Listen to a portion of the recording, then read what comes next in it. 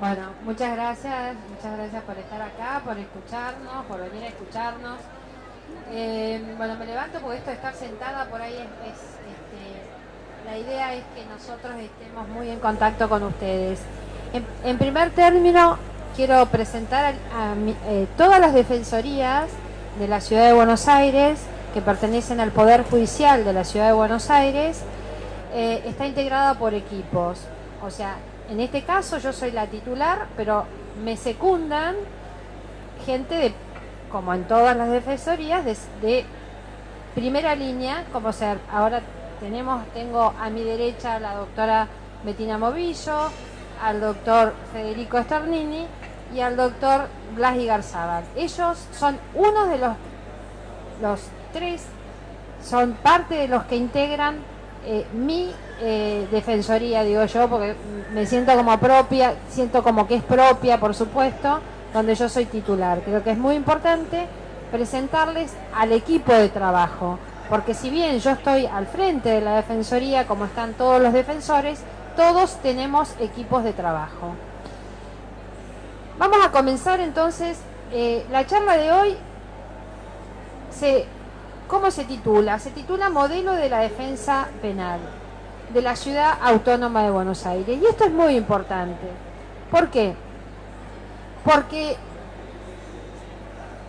para entender que la Ciudad de Buenos Aires tiene una defensoría propia, un poder judicial propio que está dividido en la parte jurisdiccional, que son los jueces, el Ministerio Público, que es lo que dice el artículo 120 de la Constitución Nacional, y ese Ministerio Público está dividido en asesores, tutelares, defensores y fiscales. ¿Por qué tenemos que arrancar de la Constitución Nacional? Porque con la reforma de 1994, no sé si recuerdan, la famosa reforma, se modifica el Poder Judicial. Uno de los temas es la modificación, se modifica. ¿Por qué? Porque se incorpora la figura constitucionalmente del Ministerio Público Global. Dentro del Ministerio Público tenemos, como dije anteriormente, la Fiscalía y la Defensoría General a nivel nacional. Por supuesto que este Ministerio Público es un ente autónomo y autárquico y a nivel nacional no integra el Poder Judicial. Esto está regulado en el artículo 108 de la Constitución Nacional. Necesitamos sí o sí hacer un poco de historia para entender por qué nosotros como Poder Judicial de la ciudad, ¿por qué llegamos a ser un Poder Judicial de la ciudad? Entonces, arrancamos con la reforma de 1994 y seguimos. ¿Qué nos dice la reforma de 1994? En el artículo 129, que es un artículo nuevo, si ustedes, algunos de ustedes recordarán el famoso Pacto de Olivos. Por eso fue la reforma de 1994.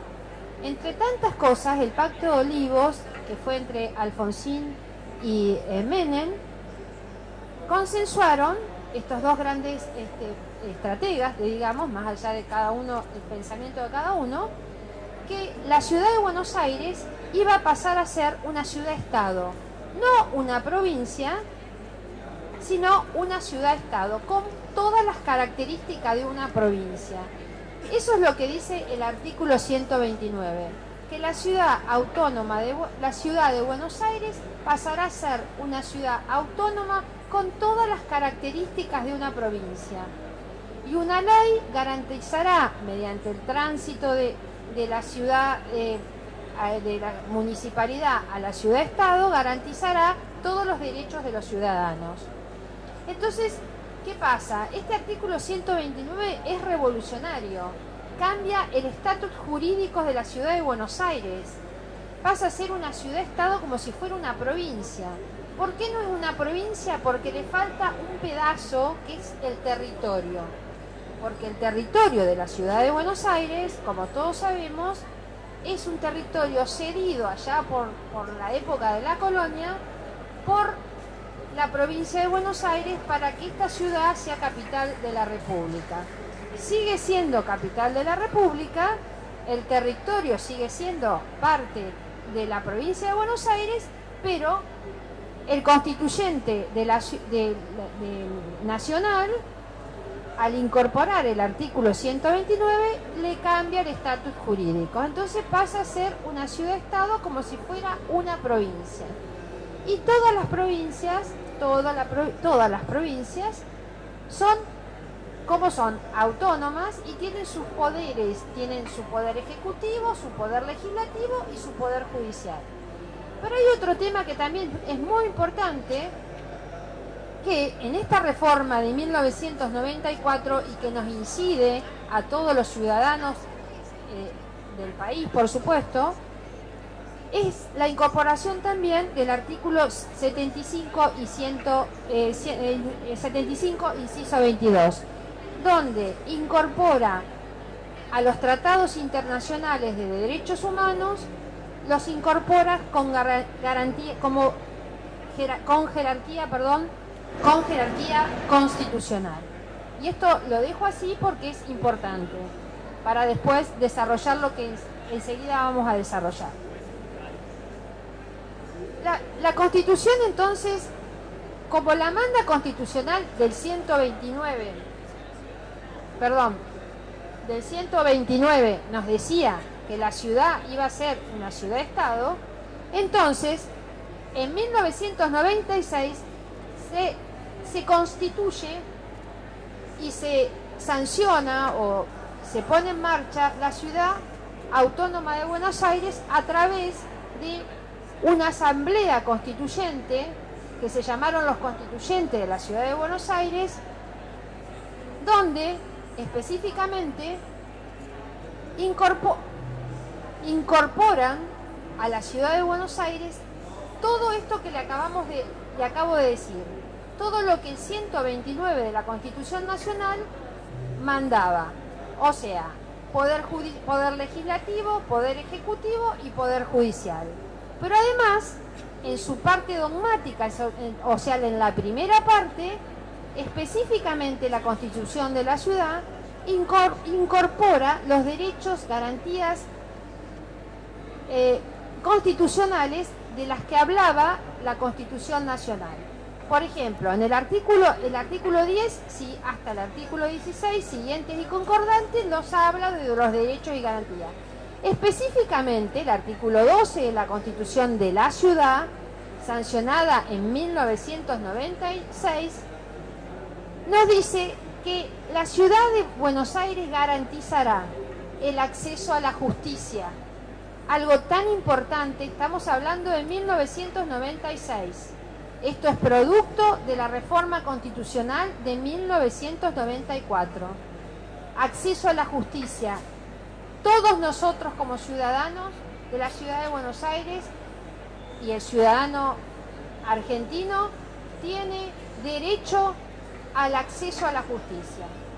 También nos incorpora, y acá no está, el artículo 13, que es este artículo, donde dice que la ciudad garantiza la libertad de sus habitantes y da una serie de requisitos para hacer más fácil para ustedes, o pautas, donde garantizan también los derechos y garantías de cada uno de nosotros, o sea, reitera, y creo que es importante la reiteración en esta normativa, reitera el debido proceso, la defensa en juicio, el principio de legalidad, y algo que es el juez,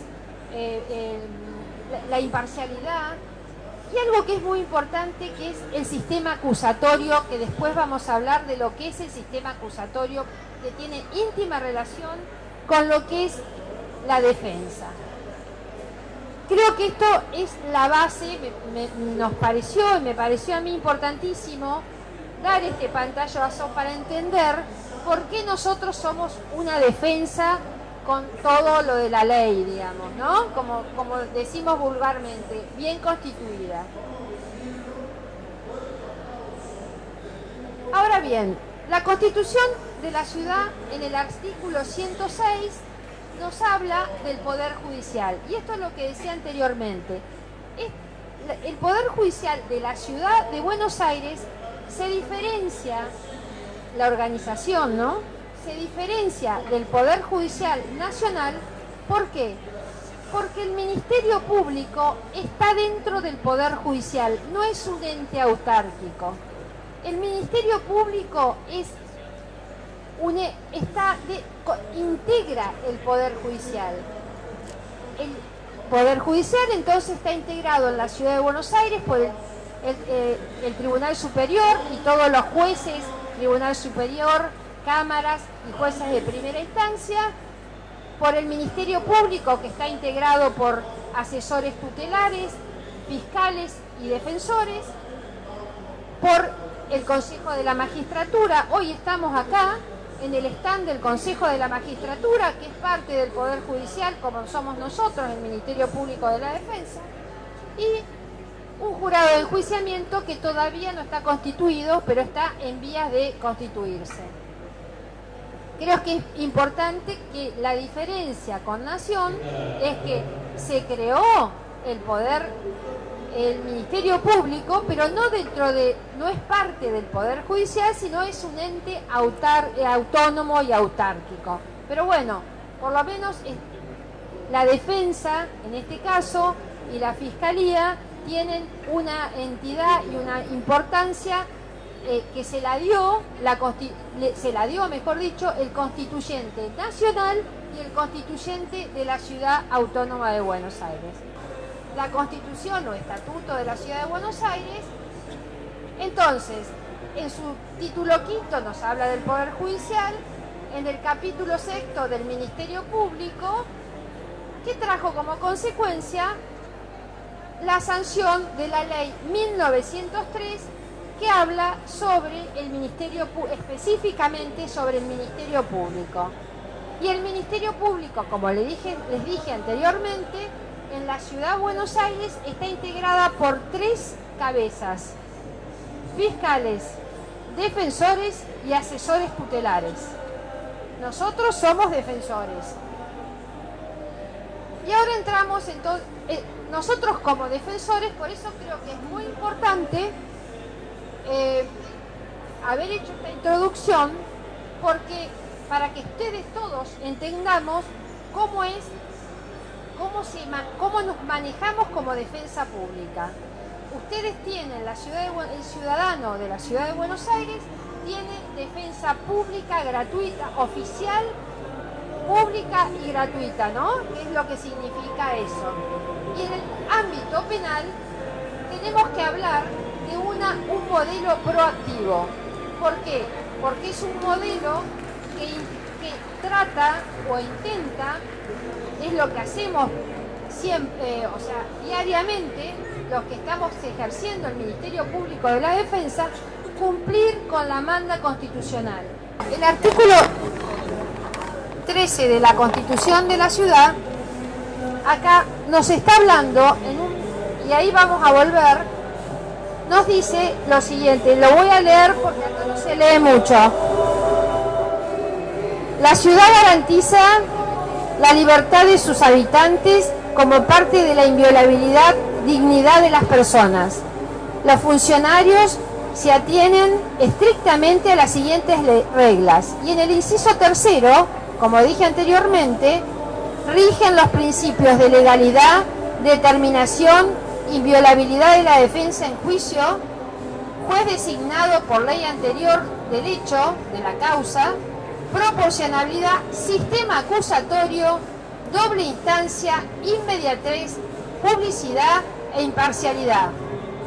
Son nulos, y esto es muy importante, son nulos los actos que vulneren garantías procesales, que todas las pruebas que se hubieran obtenido como resultado del mismo son nulos. ¿Estamos? Bueno, creo que esto es muy importante, porque el estatuyente o el constituyente de la Ciudad de Buenos Aires incorpora al ámbito del derecho penal, al fuero penal, el sistema acusatorio. ¿Y en qué consiste el sistema acusatorio? Hay un equilibrio entre fiscal, defensores, y tenemos fiscal, defensores, y tenemos el juez de garantías, que es un juez imparcial y es el que vela por el debido proceso y porque se garanticen esas, yo hablo así, se garanticen esos derechos que la Constitución nos marca. En este caso, en el sistema acusatorio, el fiscal cumple un rol muy importante, que es el primero que entra a jugar en este sistema, donde tiene donde se determina, el primero que determina la legalidad, o el primero que es dueño de la legalidad del proceso. Después entramos nosotros como defensa, cuando un imputado nos designa como defensa pública, entramos nosotros a intervenir para, digamos, garantizar esos derechos que tienen los ciudadanos. Y el juez es una parte imparcial, por supuesto, pero es el que garantiza también el proceso. Para todo esto nosotros necesitamos, hablamos de una defensa proactiva. ¿Por qué? Porque la defensa penal de la Ciudad de Buenos Aires es una defensa proactiva. Es una defensa que moviliza, que no se queda solamente con la palabra o con la manda constitucional o legal. Nosotros nos involucramos con los temas de cada uno de los imputados. Por eso nosotros tenemos, y ahora vamos, un organigrama muy importante. La defensa de la Ciudad de Buenos Aires, el Ministerio Público de la Ciudad de Buenos Aires, tiene un organigrama muy interesante. A nosotros, como defensa pública penal, nos ayudan una serie de oficinas, de las cuales se van a ocupar mis colegas y el equipo que integramos, de detallar que estas oficinas que ha creado el Ministerio Público de la Defensa nos ayudan al trabajo diario, todos los días, a lo que hacemos, nos ayudan. Tenemos distintas oficinas que ayudan a que el imputado se sienta bien protegido, bien defendido. Por eso hablamos de la defensa penal proactiva. Así que, bueno, le paso la palabra y vamos a empezar a hablar de aquellas oficinas que nos ayudan a que nuestra actividad como defensores tenga su fin realmente, un fin importante, un cierre en el proceso que haga posible que el imputado o la persona que se sienta imputada en una causa tenga todos sus pasos legales, tenga la contención del Ministerio Público de la Defensa. ¿Estamos? Bueno, así que vamos a pasar. Hola, buenas tardes. Bueno, yo soy secretaria de la Defensoría de la doctora Paz. Quería contarles que en la Ciudad de Buenos Aires funcionan 24 defensorías que se dedican al tema penal, contravencional y de faltas. Todas ellas están encabezadas por un defensor de primera instancia, como la doctora Paz, y además conformada por un equipo de trabajo, algunos profesionales, otros todavía no, la mayoría estudia Derecho, y estamos a disposición de todos los habitantes que se encuentran en un conflicto con la ley penal.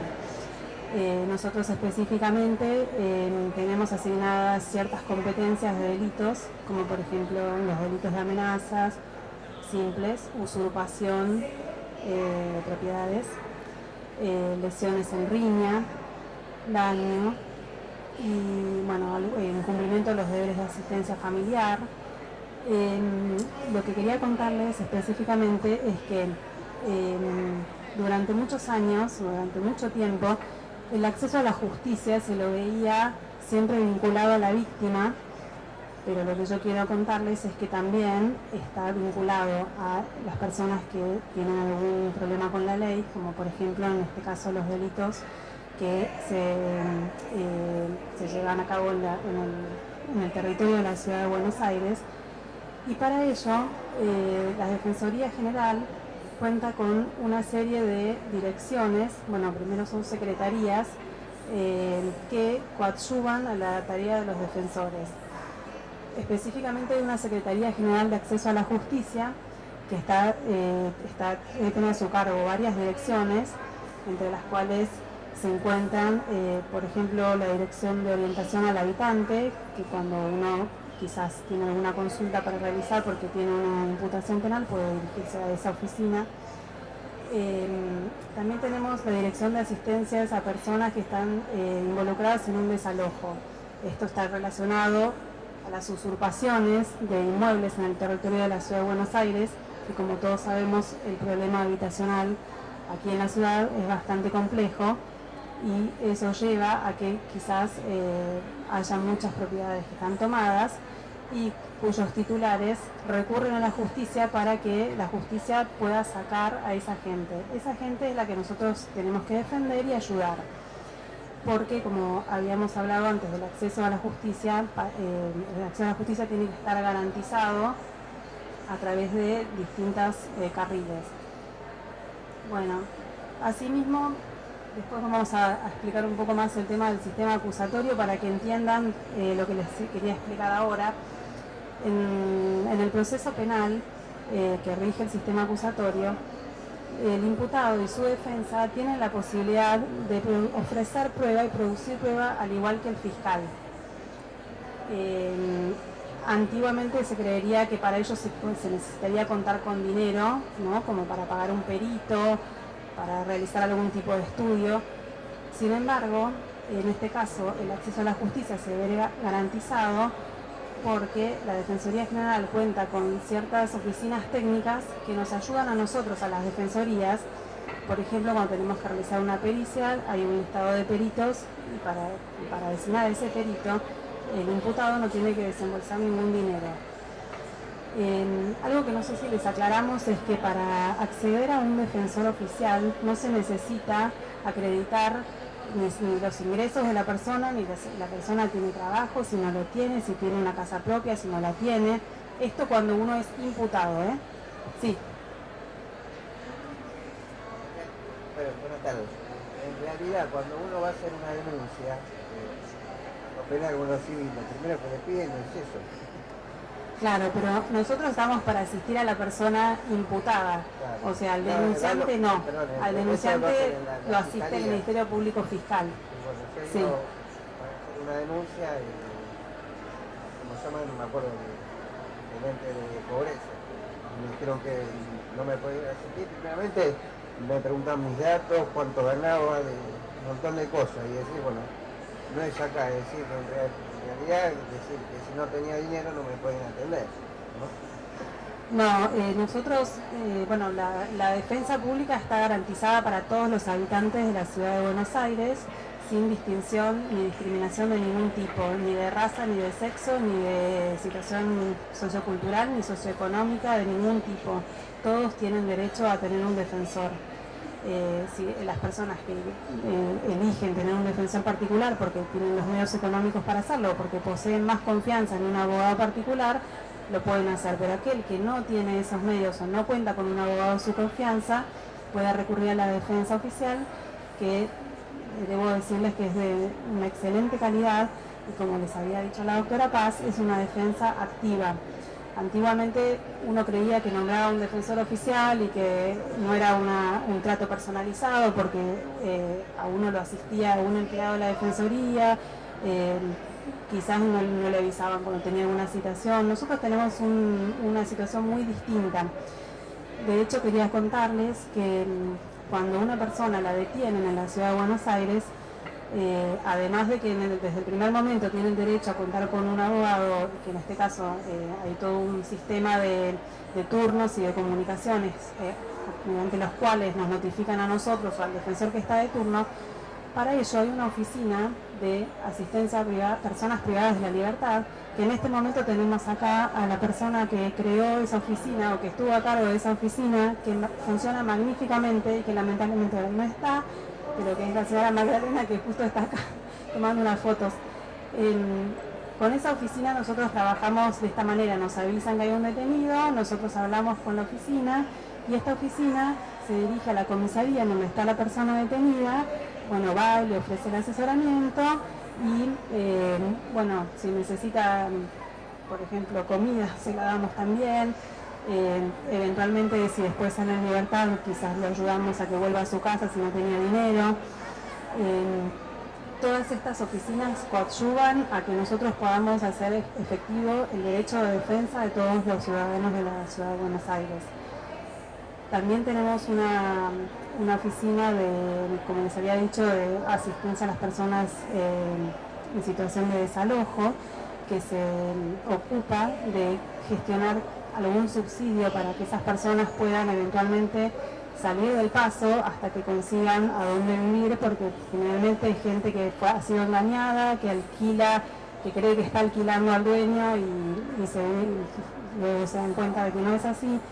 Y quizás hay gente que no puede acceder a un alquiler, a un depósito, entonces bueno, nosotros nos ayudamos a través de esa oficina a conseguir un subsidio y quizás al conseguir algún parador para alguna noche eventualmente. Bueno, también contamos con una oficina de asistencia a la mediación, porque en la Ciudad de Buenos Aires, a diferencia de lo que ocurre en los juzgados nacionales, de acá también de la capital federal, en los temas penales, en muchos delitos está permitida la posibilidad de acceder a la mediación penal. Esto significa que se designa una audiencia y tanto el imputado como la persona que denuncia, a través de un cuerpo de mediadores, tratan de llegar a una solución alternativa para que se solucione el conflicto y se pueda archivar el expediente. No sé si alguien quiere hacerme alguna pregunta relacionada con esto, porque quizás no... ¿La tercera edad tiene relación con el sistema del Ministerio de la Defensa? No, nosotros, esto es la Defensoría General de la Ciudad de Buenos Aires, que tiene injerencia en temas penales y en lo contencioso administrativo y tributario. Para ello, creo que tendría que recurrir a la Defensoría del Pueblo. Tenemos un programa también. Hay creado un programa de tercera edad que trabaja sobre esta temática. Es un tema del contencioso, claro. Bueno, vamos a continuar hablando del sistema acusatorio. Hola, ¿qué tal todos? Me presento, soy Federico Stornini, soy abogado de la Defensoría a cargo de la doctora Paz. Y bueno, básicamente lo que voy a empezar a plantearles y a contarles es cómo trabajamos en un caso concreto. Esta introducción del sistema acusatorio sirvió para hacerles entender que cuando ustedes se los acusa de un delito o se los detiene, hay todo un instrumento estatal detrás de la Fiscalía, ¿verdad? O sea, la Fiscalía tiene el poder de darle órdenes a la policía, de contar con peritos, de, en caso de que ustedes no comparezcan, utilizar la fuerza pública para que comparezcan a prestar declaración testimonial y en el peor de los casos, si no comparecen, pueden ordenar su detención. ¿Está bien? Entonces, ¿por qué la cuestión del sistema acusatorio? Antiguamente, y no hace tanto, existía lo que hoy se llama sistema inquisitivo a nivel nacional, que, como ustedes bien saben, y como verán hoy en día en la tele, hay jueces que a nivel nacional y federal realizan la investigación. Esto obviamente trajo un montón de planteos relacionados con la imparcialidad. ¿Por qué? Porque si la persona que me está investigando toma conocimiento previo de la prueba, se va haciendo una idea por las declaraciones testimoniales sin haberme escuchado a mí en su momento, seguramente la persona que me juzgue no va a ser imparcial. Entonces, lo que se busca garantizar con el sistema acusatorio es que haya, por un lado, un acusador con muchas herramientas, una defensa, que somos nosotros, y un juez que no tome intervención en lo que son las medidas de prueba ni la investigación, sino que meramente se limite a resolver los cuestionamientos que seguramente le hagamos nosotros a la Fiscalía. ¿Por qué? Porque la Fiscalía es el que lleva adelante la investigación. Supongamos que en un caso concreto la Fiscalía toma una medida que viola garantías constitucionales. ¿Alguno tiene idea cómo es que uno se defiende o realiza algún tipo de medida contra eso? Para nada, ¿no? ¿Verdad? O sea, por ejemplo, lo para la policía, ustedes vienen caminando por la calle, por ejemplo, los para la policía y los revisa sin ningún tipo de motivo previo, ¿verdad? Y supongan que tengan algo ilegal dentro de sus pertenencias. Ahora bien, lo que nos preguntamos es ¿por qué me detuvo la policía? ¿Con qué facultades tuvo la policía para detenerme? Yo venía caminando, yendo de mi trabajo para mi casa. Testigo, no tuve ningún gesto sospechoso. O sea, ¿cómo piensan que se cuestiona eso? Bueno, ahí es donde entramos efectivamente nosotros, que, o sea, en primer lugar tomamos conocimiento personal con ustedes, les preguntamos, bueno, a ver qué es lo que pasó. O sea, esta charla, este diálogo así informal, es como nos manejamos nosotros. ¿Está bien? ¿Por qué? Porque nosotros tenemos que conseguir que ustedes tengan la confianza para que nosotros veamos, conforme lo que ustedes nos cuentan, si corresponde plantear algún tipo de nulidad en el procedimiento. ¿Por qué? Porque hubo un avallazamiento sobre sus garantías personales por parte del órgano acusador, que es la Fiscalía. ¿Está bien? Entonces, esa es nuestra función principal en lo que es la investigación penal en sí. Porque como bien dijo la doctora, tanto la doctora Paz como la doctora Domovilio, no solo nos interiorizamos en la cuestión penal en sí, sino que primero vemos también en qué condiciones vienen ustedes a la Defensoría. Muchas veces nos pasa como defensa pública que tenemos personas que están en situación de vulnerabilidad. Y ustedes saben que las personas en situación de vulnerabilidad tienen muchas carencias. Entonces, más allá de que ya de por sí tienen un problema con el sistema punitivo estatal, con la ley penal, también vemos la posibilidad de solucionar o de delegarle a otras personas que están más embadurnados en otros temas, otros problemas que pueden ser, como por ejemplo, si compete para un subsidio, que le gestionen los papeles para obtenerlo, si no tienen la documentación correspondiente, que le gestionen el lugar para obtenerlo. ¿Está bien? Eso es un punto de vista integral, pero vayamos a la cuestión práctica. O sea, ustedes los puede o detener la policía o los pueden acusar de un delito. ¿Está bien? Entonces, ustedes van a tener conocimiento de esa imputación. En el caso de la detención, obviamente, va a ser inmediata. Y en el caso de que les formulen una denuncia, va a haber una investigación previa por parte de la Fiscalía que nos va a llegar a nosotros. Nosotros estamos haciendo mucho hincapié, que no es lo que está sucediendo, que a nosotros nos den intervención al principio de las investigaciones. ¿Por qué? Porque por lo general pasa que a nosotros nos llega una causa con un montón de declaraciones testimoniales y con un montón de pruebas que se realizó 3 meses antes y nos llega a ustedes diciendo, miren, tengo esta denuncia, esta situación. Entonces, como consideramos que el derecho de defensa tiene que ser pleno y que el derecho de defensa se tiene que empezar a ejercer a partir de que cualquier persona nos indique como autores de un delito, arbitramos los medios tendientes para que la Fiscalía nos dé la información ni bien se formula una denuncia. ¿Bien? Hasta ahí bien. ¿Alguien tiene una pregunta en particular antes de que siga? Bueno, bien. Entonces tenemos, por un lado, el inicio de una causa, que es mediante una denuncia, donde ustedes van a ser citados, en caso de que la Fiscalía lo considere necesario, a una declaración indagatoria. ¿Se formuló un descargo o no? Ahí es donde nosotros, mediante nuestros conocimientos técnicos sobre el tema, evaluaremos si corresponde o no realizar un descargo. Y en el interín, mediante estas oficinas y direcciones que tenemos, vamos produciendo prueba. ¿Por qué? Porque, como bien dijeron, en su momento se consideraba que únicamente las personas con recursos económicos podían acceder a una defensa eficaz porque podían contratar a especialistas sobre la materia e impugnar determinados dictámenes periciales o presentar prueba. Bueno, como la defensa de la ciudad está muy interesada en ese tema y para justamente equiparar esta disparidad que existe, contamos con nuestras oficinas que son como una especie de contracara de las oficinas de la Fiscalía. O sea, así como la Fiscalía tiene sus peritos, nosotros tenemos nuestros peritos. Así como la Fiscalía utiliza a la policía para que recabe testimonio, nosotros tenemos una oficina que se encarga de búsqueda de personas para eventualmente encontrar los testigos y nosotros los citamos y nosotros le tomamos declaración testimonial. ¿Bien? Llegado el caso de que la Fiscalía considere que hay que llegar a una etapa de debate o de juicio, o sea, ahí es donde se va a realizar la defensa en el debate en sí. Para que les quede claro, quiero que entiendan que nosotros no vamos a un debate improvisando, sino que en los debates en particular aplicamos lo que hoy en día se conoce como teoría del caso, que es evaluar las pruebas que tenemos a nuestro favor, evaluar las pruebas que tiene la Fiscalía en contra y ver la estrategia que vamos a desarrollar durante el transcurso del debate. Si es que consideramos que corresponde ir a un debate, porque muchas veces lo que pasa es que la evidencia en nuestra contra es tan fuerte que por ahí tenemos que optar por una salida alternativa a el juicio. No sé si escucharon hablar de la mediación o la suspensión del proceso de prueba en la ciudad de Buenos Aires. ¿Bien? O sea, si nosotros consideramos que, atento a las particularidades del caso, o porque el imputado, con la información correspondiente, decide no afrontar la posibilidad de llegar a una condena en un juicio, optamos por estas vías. Y esto es muy importante, ¿por qué? Porque a nivel nacional hay un problema muy grande que es el control que se realiza respecto de las personas. O sea, los juzgados de ejecución a nivel nacional están sobresaturados y el patrón de deliberados también. En la ciudad de Buenos Aires les aviso que esto no pasa. O sea, por un lado el Ministerio Público Fiscal cuenta con su oficina de control y por otro lado nosotros también tenemos una oficina de control nuestra, que es la Dirección Interdisciplinaria, que en el caso de condenas en suspenso o de suspensiones del proceso de prueba, se encarga de nuestra parte y sin darle aviso a la Fiscalía o al juez de que la persona imputada cumpla con las pautas de conducta impuestas.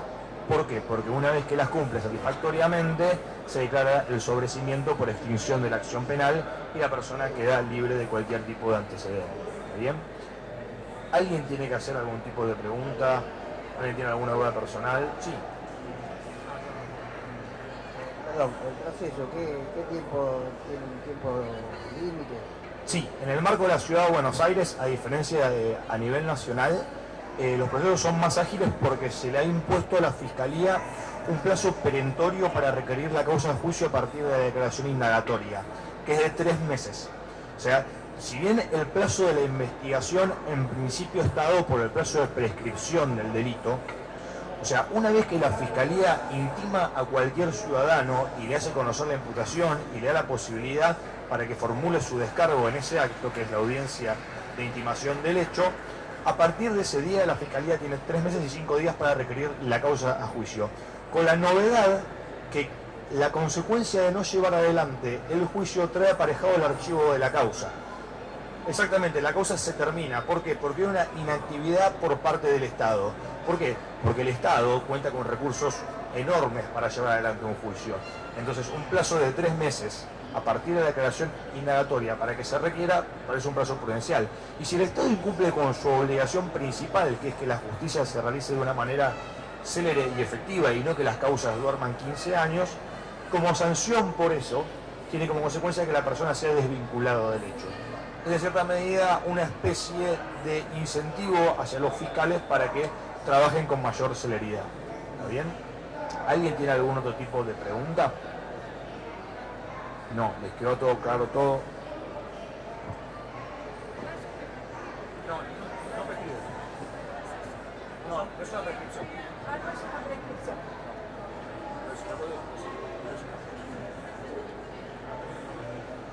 Que decía que la cosa prescribía.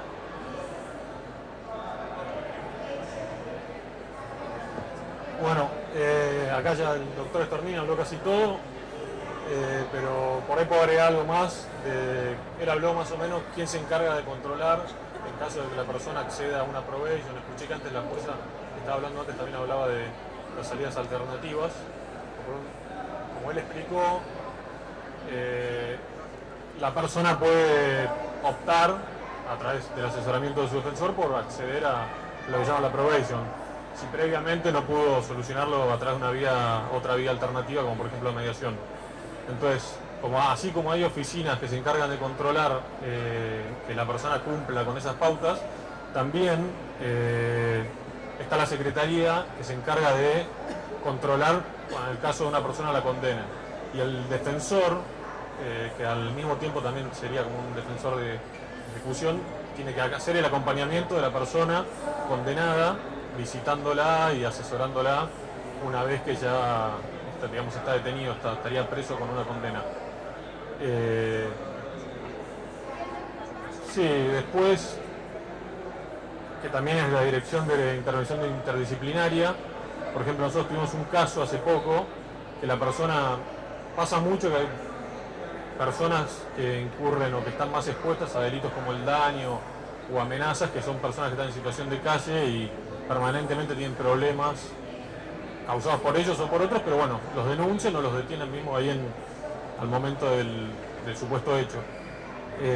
Esta persona, por ejemplo, llega a la defensoría detenida, tenía antecedentes bastante altos, graves, había cumplido, no me acuerdo, 7 años creo de prisión, y no tenía documento, no tenía domicilio, parientes, nada.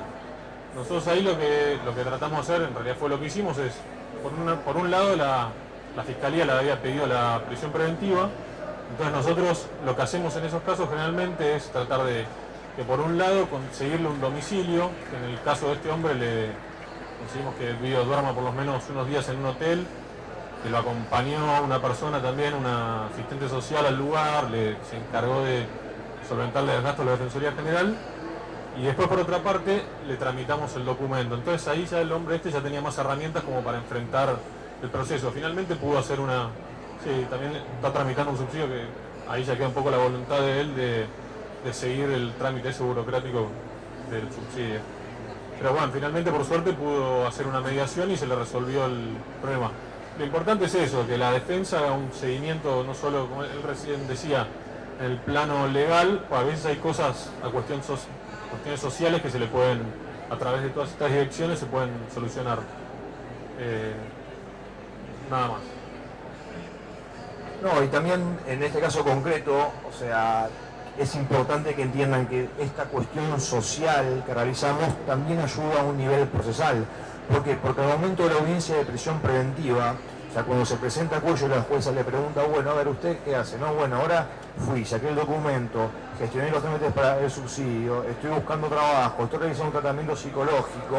Entonces, ahí a la jueza le damos herramientas para decir, bueno, corresponde que meta a una persona presa, perdón por el término tan directo, pero como tenemos una charla así, o sea, prefiero hablar en estos términos para que entiendan todos.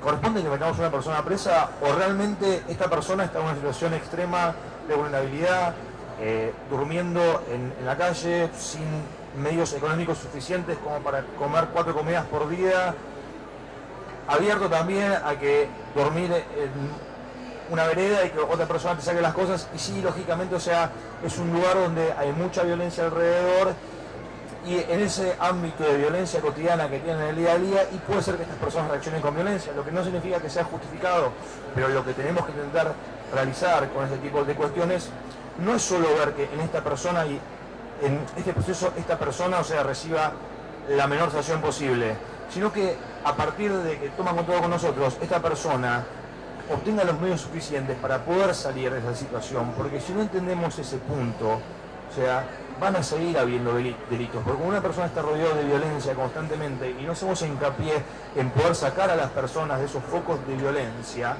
va a ser muy difícil que después adquieran un discurso racional y lógico. Entonces, a partir de ese acompañamiento es que no solo los defendemos en un caso concreto, sino que lo que buscamos es evitar que esa persona vuelva a caer en el sistema carcelario, vuelva a tener un antecedente penal, se le vuelva a generar una cuestión de reincidencia, y que cada vez que haya algún tipo de denuncia en su contra, por el mero hecho de tener antecedentes, ya es un prejuzgamiento hacia esa persona como que es un delincuente. ¿Por qué? Porque a fin de cuentas eso va a ser lo que realmente va a prevenir la cuestión de futuros delitos, y no la imposición de penas más altas. O sea, porque por una persona se la mete 5 años dentro de una cárcel, y si no se hace un seguimiento sobre la evolución de una persona, y si no se dan las herramientas para que esta persona evolucione, cuando salga va a seguir realizando el mismo estilo de vida que realizaba antes. Nos guste o no nos guste, no es una opinión mía, es una cuestión óntica de la realidad, es una cuestión fáctica. Bueno, le voy a pasar a la doctora Paz para que finalice con esta agradable charla que hemos tenido. Muchas gracias por su tiempo. La idea de este encuentro, que agradecemos a la Defensoría General de la Ciudad, es tener un mayor contacto con el ciudadano común que somos nosotros.